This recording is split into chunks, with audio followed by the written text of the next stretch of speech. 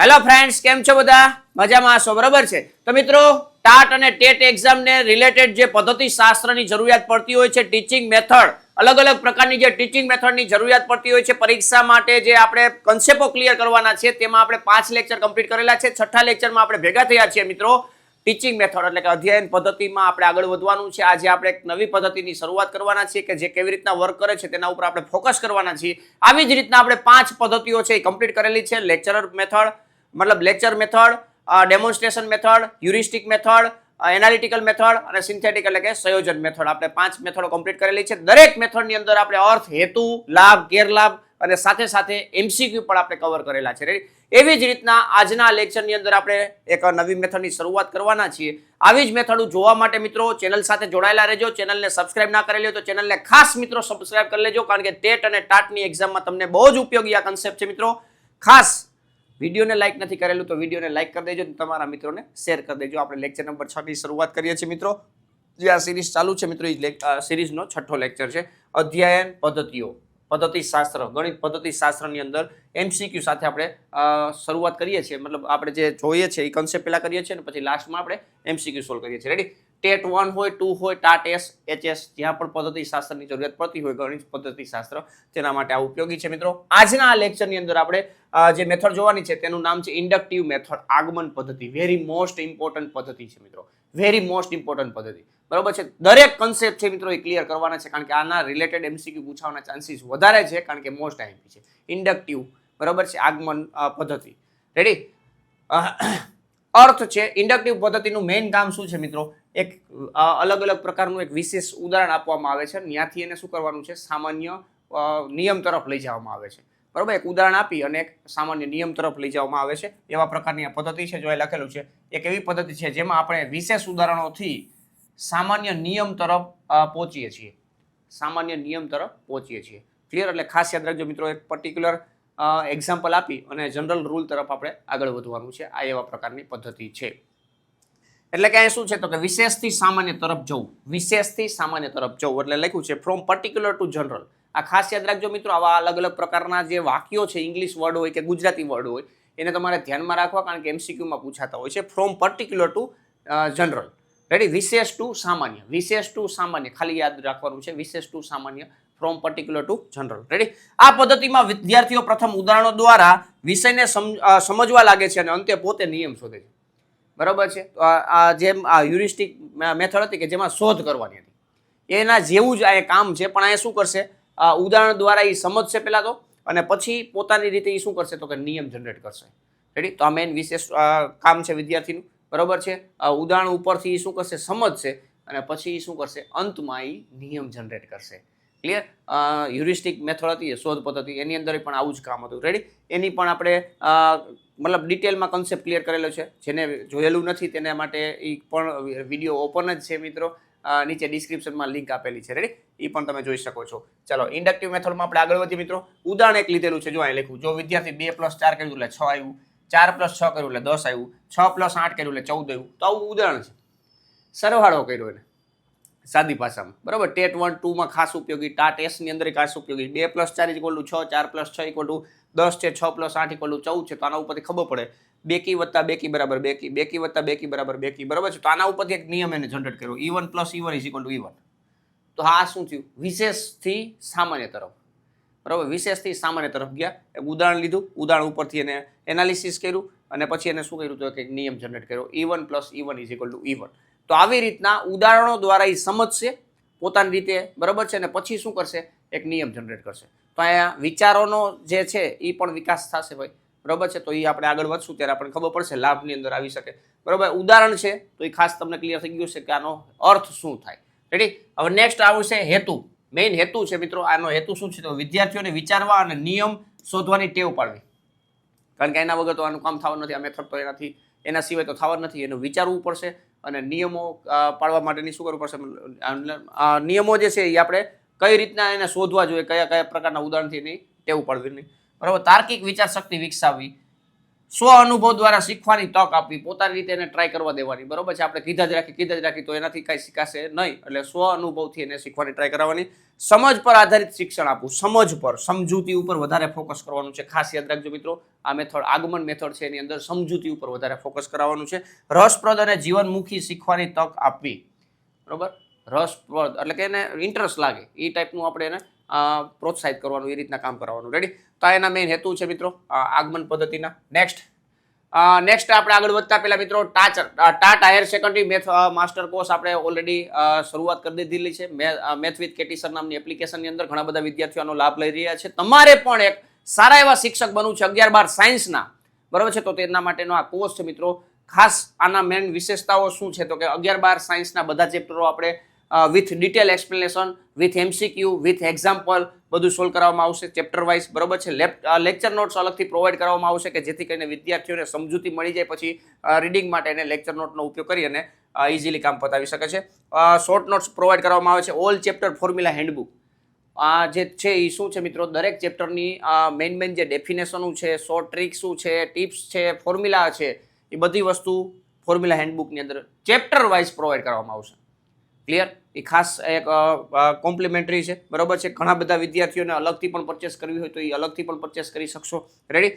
MCQ practice છે, તો MCQ practice ઘણા બધા વિદ્યાર્થીઓને પ્રિલિમ્સ માટે MCQની ખાસ પ્રેક્ટિસની જરૂરિયાત પડતી હોય તો એના માટે અલગથી મટીરિયલ આપવામાં આવશે. ડાઉટ સોલ્વિંગ સપોર્ટ કરાવવામાં આવશે. રેડી? વધારે માહિતી માટે 84 601 ઉપર તમે સંપર્ક કરી અને આજે તાત્કાલિક કોર્સ પર જોઈન થઈ જાઓ અને તમારી તૈયારી છે એને બેટર બનાવો ભાઈ, બરોબર છે. ખોટો ટાઈમ બગાડવાથી તમને ફાયદો નથી. ખાસ જેટલા તમે રાહ જોશો એટલું તમે વધારે ટાઈમ બરબાદ કરશો. રેડી? તો ખાસ મિત્રો આજે જ એપ્લિકેશન ડાઉનલોડ કરો મેથ વિથ કેટી સર નામની અને 1999 આજને આ કોર્સનો લાભ લઈ લો. રેડી? બાકી અલગથી તમારે હેન્ડબુકની જરૂરિયાત હોય તો એ પણ તમે પરચેસ કરી શકો છો. બાકી આ કોર્સની અંદર તો મળવાનું છે. સ્પેશિયલ ડિસ્કાઉન્ટ ચાલે છે 1999 પ્રિલિમ્સ પ્લસ મેન્સ બંનેમાં તમને ઉપયોગી થતો કોર્સ છે. અને આ કોર્સની વેલિડિટી છે મિત્રો 1 વર્ષની. કેટલા વર્ષની? 1 વર્ષની. ક્લિયર? તો ખાસ મિત્રો લાભ લઈ લેવો. ચાલો આગળ વધીએ. હવે પ્રક્રિયા શું છે મિત્રો? પ્રક્રિયા, બરોબર છે. 4 સ્ટેપની પ્રક્રિયા છે. ખાસ યાદ રાખવું મિત્રો, સૌથી પહેલા પ્રેઝન્ટેશન ઓફ એક્ઝામ્પલ, ઉદાહરણો રજૂ કરવા પડે. પ્રેઝન્ટેશન ઓફ એક્ઝામ્પલ એટલે એક્ઝામ્પલ તો હોવા જોઈએ ને, એના વગર કામ કેવી રીતના કરું? તો ઉદાહરણો રજૂ કરવા આ પહેલું છે, પહેલું પગલું છે, બરોબર. શિક્ષક કેટલાક ઉદાહરણો આપે છે જેથી વિદ્યાર્થીઓ સમાનતા શોધી શકે છે. ઘણા બધા ઉદાહરણો એને આપે છે એટલે એની વચ્ચે સમાનતાઓ નક્કી કરી શકે છે, બરોબર છે. નેક્સ્ટ સ્ટેપ છે ઓબ્ઝર્વેશન અને એનાલિસિસ, નિરીક્ષણ કરવું અને વિશ્લેષણ કરવું. નિરીક્ષણ કરશે અને પછી નિરીક્ષણ ઉપરથી અલગ અલગ કામ કરશે. રેડી? તો વિદ્યાર્થીઓ ઉદાહરણનું નિરીક્ષણ કરીને તેમાંનો પેટર્ન એટલે કે એનાલિસિસ કરશે, પેટર્ન અથવા નિયમ શોધવાનો પ્રયત્ન કરશે. રેડી? તો આ બીજું કામ છે. સૌથી પહેલા પ્રેઝન્ટેશન કરશે, મતલબ એક્ઝામ્પલોનું, બરોબર છે. શિક્ષકો દ્વારા એક્ઝામ્પલો પ્રોવાઈડ કરવામાં આવશે. એક્ઝામ્પલો જે છે એ વિદ્યાર્થીઓ શું કરશે તો કે એનું નિરીક્ષણ કરી અને એની અલગ અલગ પેટર્નો શોધશે અને એના ઉપરથી નિયમ જનરેટ કરવાની ટ્રાય કરશે. રેડી? જનરલાઇઝેશન, સામાન્ય નિયમ બનાવો, બરોબર. એક સામાન્ય નિયમ બનાવશે જનરલાઇઝેશન, જેમાં આપણે આગળ એક એક્ઝામ્પલ હતું E1 + E1 = E1, તો એ એક નિયમ હતો જનરલ, બરોબર છે. વિદ્યાર્થી પોતે એક સામાન્ય નિયમ કે સૂત્ર કાઢે છે. સામાન્ય નિયમ કે સૂત્ર કાઢે છે, એ ત્રીજું સ્ટેપ છે generalisation. Ready? Presentation of examples, observation and analysis, generalisation એટલે કે સામાન્ય નિયમ બહાર પાડવો, અને છેલ્લે લાસ્ટમાં વેરિફિકેશન, તપાસવું, ચકાસવું જરૂરી છે ભાઈ નિયમ સાચો લાગુ પડે છે કે નહીં, બરોબર છે. તો નિયમને અન્ય ઉદાહરણો પર લાગુ કરીને તેની સાચા ચકાસો એટલે સાચું છે કે નહીં નક્કી કરવું પડે, બરોબર છે. બીજા એના જેવા જ એક્ઝામ્પલો ઉપર એપ્લાય કરી અને તમે નક્કી કરી શકો છો. રેડી? તો આ 4 પગલાની અંદર આ આખી પ્રક્રિયા કામ કરતી હોય છે. Presentation of examples, observation and analysis, generalisation અને છેલ્લે લાસ્ટમાં વેરિફિકેશન. તો આ 4 સ્ટેપની અંદર આખી પદ્ધતિ છે એ કામ કરતી હોય છે. રેડી? ચાલો નેક્સ્ટ મિત્રો, શિક્ષકની ભૂમિકા શું હોય છે? ખાસ મિત્રો આવા પ્રકારના ટોપિક ઉપર ખાસ ફોકસ કરવું જોઈએ, કારણ કે પરીક્ષામાં છે આને રિલેટેડ ક્વેશ્ચનો પૂછાતા હોય છે. શિક્ષકનું કામ શું છે તો કે ઉદાહરણો દ્વારા માર્ગદર્શન આપવું. અલગ અલગ ઉદાહરણોથી શું કરશે? ગાઈડ કરશે, માર્ગદર્શન આપશે. રેડી? સીધો નિયમ નથી જણાવતો, પરંતુ વિદ્યાર્થીઓને વિચાર માટે પ્રોત્સાહિત કરે છે. ડાયરેક્ટ નિયમ ન આપી દે, નકર તો વિદ્યાર્થીને આને યાર કઈ લેવા દેવા જ નહીં, તો આ મેથડની કાંઈ ઉપયોગ જ નથી. રેડી? તો નિયમો સીધો આપતા નથી, બરોબર છે. નિયમો આગલા ટોપિકમાં આપતા હતા, મતલબ લાસ્ટમાં આપણે કર્યું સંયોજન પદ્ધતિ, બરાબર ને, એમાં એવું હતું. તો અહીંયા નિયમો સીધો અપાતો નથી, વિદ્યાર્થીઓને વિચારવા માટે શું કરે? પ્રોત્સાહિત કરે છે, બરાબર છે. નેક્સ્ટ, ચર્ચા અને નિરીક્ષણ પર માટે સમય આપે છે. થોડીક ચર્ચા કરે પછી નિરીક્ષણ કરે, એના માટે થોડોક સમય આપે છે. એનો મતલબ એવો થયો સમય આપે છે તો સમય થોડોક વધારે લાગે ભાઈ, બરાબર છે. એ આપણે આગળ જોશું. ખોટી ધારણાઓને સુધારે છે. કેટલી વાર વિદ્યાર્થીઓ છે એ કેટલી વાર ધારણાઓ કરે છે પણ ખોટી ધારણા કરી નાખते બરાબર છે. તો એને સુધારવાની પ્રયત્ન કરાવશે કોણ? તો કે શિક્ષક. તો આ શિક્ષકોના મેઇન રોલ છે અલગ અલગ, બરાબર છે. તો આ રીતના એ વર્તન કરશે, મતલબ કામ કરશે, ભૂમિકા ભજવશે. રેડી? નેક્સ્ટ, હવે આના લાભ છે. લાભ શું છે? તો કે મેં તમને આગળ કીધું એ રીતના વિચાર શક્તિ અને તાર્કિકતા વિકસે છે, બરાબર. અને પોતાને વિચારવું પડશે વિદ્યાર્થીઓને, એટલે શું થશે? વિચારો છે એ વિકાસ થશે. રેડી? વિદ્યાર્થીને પોતે શોધવાની ખુશી મળે છે, પોતે લાભ લેશે ભાઈ, બરાબર. એક્ઝામ્પલો શોધ, મતલબ નિયમો શોધશે નવા નવા એક્ઝામ્પલોની મદદથી, તો એને પોતાને આનંદ મળશે, ખુશી મળશે, કોન્ફિડન્સ વધે. રેડી? શિક્ષણ રસપ્રદ બને છે, જેના મદદથી શું થાય? પોતે ભણવામાં ઇન્ટરેસ્ટ વધારે, એટલે શિક્ષણ સુધી જે રસપ્રદ બને છે. રેડી? જ્ઞાન ટકાઉ બને છે, લાંબા ટાઈમ સુધી રહે, બરાબર છે. જ્ઞાન ટકાઉ બને છે. સ્વ અભ્યાસી સ્વભાવ વિકસે છે, પોતાની રીતે એને સેલ્ફ સ્ટડી માટેનો મતલબ છે એ બિહેવિયર એનો વિકાસ થાય છે. રેડી? તો ખાસ યાદ રાખજો મિત્રો, આ 5 લાભ છે. નેક્સ્ટ ગેરલાભ આવશે ખામીઓ. ખામીઓમાં ખાસ કરીને પેલું મેં તમને કીધું એ રીતના વધુ સમય લે છે, બરોબર. જેમ આપણે પેલી 4 મેથડ હતી એની અંદર વધુ સમય લેતો હતો, લાસ્ટ જે મેથડ ભણ્યા એમાં વધુ સમય નતો લેતો, બરોબર, ઓછો સમય લેતો હતો. અહીંયા વધુ સમય લે છે. નબળા વિદ્યાર્થીઓ માટે મુશ્કેલ બને છે, કારણ કે બધા નિયમો, મતલબ બધા ઓબ્ઝર્વેશન કરી શકે એવું જરૂરી નથી, બરોબર. બધું જનરલાઇઝેશન કરી શકે એવા વિદ્યાર્થીઓ હોતા નથી, તો એટલા માટે બધા વિદ્યાર્થીઓ માટે આ પોસિબલ નથી, એટલે કે નબળા વિદ્યાર્થીઓ માટે આ શું બની જશે? મુશ્કેલ બની જશે. એટલે નેક્સ્ટ, દરેક વિષય માટે યોગ્ય નથી, બરાબર. દરેક વિષય માટે યોગ્ય નથી. જ્યાં થિયરિટિકલ કામ થતું અહીંયા મેથડ છે એ સ્વાભાવિક રીતે આપણે એને ઉપયોગમાં ના લઈ શકીએ. રેડી? ઉદાહરણોની પસંદગી ખૂબ જ મહત્વની છે, આ મેઇન ખામી છે. શું કામ? કારણ કે ઉદાહરણ જો પ્રોપર તમે નથી લીધેલા તો એ તમારે જે નિયમ જનરેટ કરવો છે એ નિયમ તો જનરેટ થવાનો જ નથી, બરાબર. એટલે ઉદાહરણ જે પસંદ કરવાના છે એ ખૂબ જ મતલબ મહત્વની વસ્તુ છે, કારણ કે ગમે એ ઉદાહરણ ચાલશે નહીં. રેડી? તો આ અલગ અલગ એની ખામીઓ છે. નેક્સ્ટ, તો મિત્રો પાછું એકવાર હાઇલાઇટ કરી દઉં, TAT higher secondary maths master course આપણે ઓલરેડી લોન્ચ કરેલો છે મેથ વિથ કેટી સર નામની એપ્લિકેશનની અંદર. આજે જ તમે જોડાઈ જજો ભાઈ, કારણ કે તમારે શિક્ષક જો સારા એવા બનવું છે 11-12 સાયન્સના, બરાબર છે, તો આ તમારા માટે બેટર કોર્સ છે મિત્રો. 11-12 સાયન્સના બધા ચેપ્ટરો with explanation, with MCQ, with example. Ready?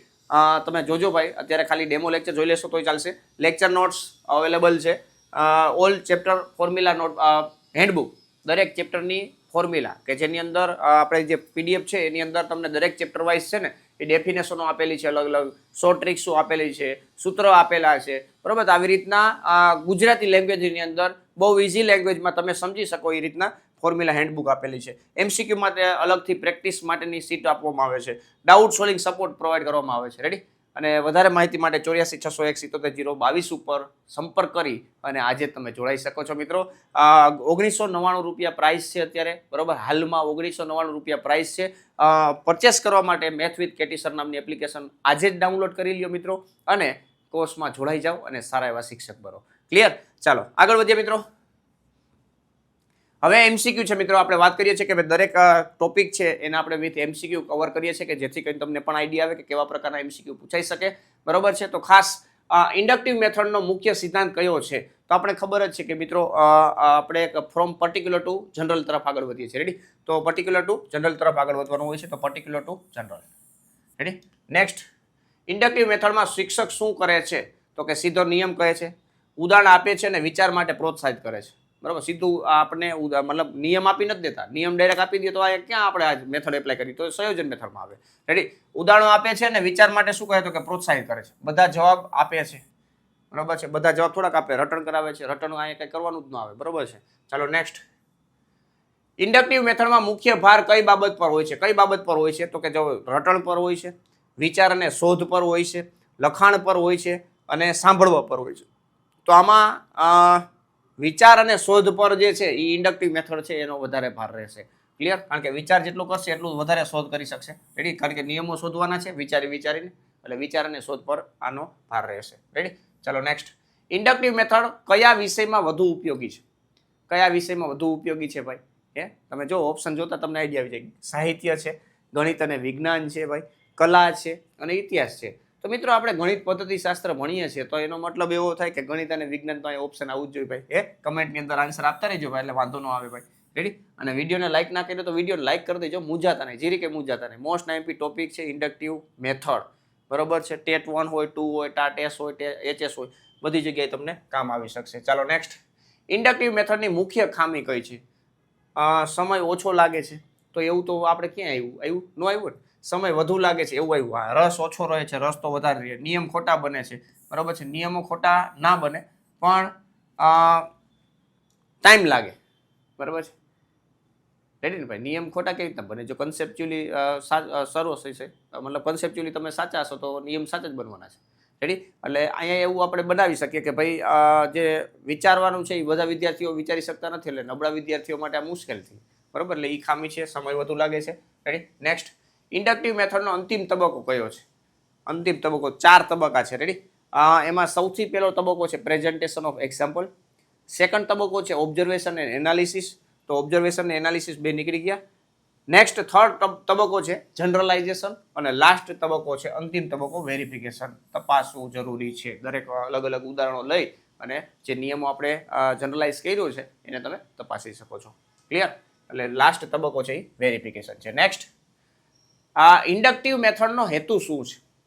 હેતુ શું છે? તો કે યાદ રાખવાની ટેવ પાડવી, વિચાર અને તાર્કિકતા વિકસાવવી, વધુ પ્રશ્નો કરાવવી, સિદ્ધાંતો સમજાવવું, બરાબર છે? તો આમાંથી એક મેઇન જે આપણો જે ઓપ્શન છે આ છે, વિચાર અને તાર્કિકતા વિકસાવવી આપણો મેઇન હેતુ છે ઇન્ડક્ટિવ મેથડની અંદર. ક્લિયર? તો ખાસ મિત્રો આવી રીતના MCQ છે એ તમારે સોલ્વ કરતા રહેવા, બરાબર છે? એટલે વાંધો ન આવે તમને ક્યાંય. ચાલો નેક્સ્ટ, ઇન્ડક્ટિવ મેથડને કઈ રીતે ઓળખવી શકાય છે?